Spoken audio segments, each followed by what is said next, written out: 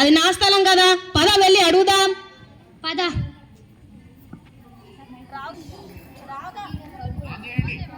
రావు గారు, ఇది నా స్థలం కదా, మీరెలా వస్తారు? అరే బతకాలని లేదా, వెళ్ళిపో. అరే మీరు ఉన్నరా, మనకిష్టయ్యే కదా, అట్లానే తెలియతోక పనులు ఏం చెయ్యడులే. చూడు కిష్టయ్య, వీళ్ళ మాటలు ఏం పట్టించుకోకు, ఉట్టి మూర్ఖపు వెదవలు. ఈ స్థలం మీద నా అల్లుడు మోదుపడ్డాడు, నేను ఇవ్వకపోతే మాట వచ్చేదు. అందుకు నేను చెప్పొచ్చేది ఏంటంటే, ఈ స్థలం నాకు వదిలేసి చెరువుకట్ట పక్కనున్న స్థలంలో నీకు నచ్చినట్టు ఇల్లు కట్టుకో. ఎవడట వస్తాడో నేను చూసుకుంటా. అట కాదయ్యా, నా కూతురు చిన్నప్పుడు ఇష్టపడిందని పొలం అమ్మేసిన కొన్న స్థలం అయ్యా ఇది. ఏరా బలిసిందా, నాకెదురు చెబుతున్నావు? పో. పెద్ద ఆయన ఏంటండి ఇది? సాటి మనిషి మీద గౌరవ మర్యాద లేకుండా ఇలాగేనా ప్రవర్తించేది? ఇదిగో అయినా ఆయనను బాధించే హక్కు ఎవరిచ్చారు మీకు? ఇదిగో వకీలు, నీకు తెలియదనుకుంటా, ఈ ఊర్లో నేనేం చేసినా అది నా ఇష్టమే. అట్లాంటి నువ్వు నాకు చెప్పడం ఏంటి?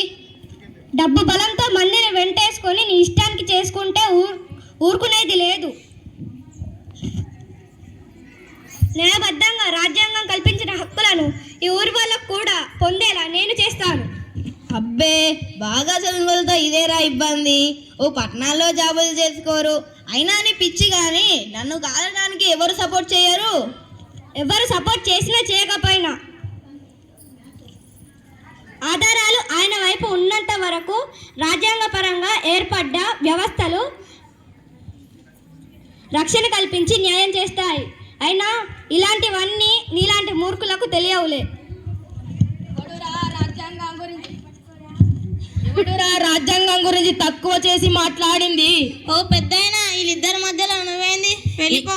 ఈ రోజు మీకు స్వేచ్ఛ, స్వాతంత్రం అని ఏ శ్రమ లేకుండా పొందేసరికి వాటి విలువ కొత్తగా తెలియకుండా పోయింది. వాటి విలువ తెలియాలంటే ఇప్పటికీ దేశంలో ప్రజలు ఏమి తినాలి, ఎలా ఆలోచించాలి, ఎక్కడ ఉండాలి, ఎలాంటి బట్టలు వేసుకోవాలి, ఇలా ఆలోచించి జ్ఞాపకం చేసుకోవాలి. నార్త్ కొరియా లాంటి దేశాల గురించి తెలుసుకో. మనకు స్వాతంత్రం వచ్చే సమయంలో రాజ్యాంగం అనేది ఈ దేశాల్లో నివసించే 35 కోట్ల జనాభా కళ కానిక. మీ అంతా రాజ్యాంగం గురించి గొప్పగా చెప్పండిరా. మీరు చెప్పింది ముమ్మాటికి నిజమే తాతగారు.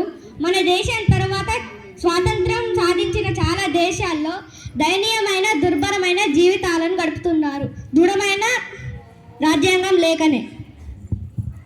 తస్సది పోతే పోయింది కానీ తస్సదియ్యా, ఏం చెప్పారా రాజ్యాంగం గురించి? రాజ్యాంగం చాలా గొప్పదిరా, అంబేద్కర్ మహాత్ముడు. ఇలాంటి మానేద్దాం, పదరా.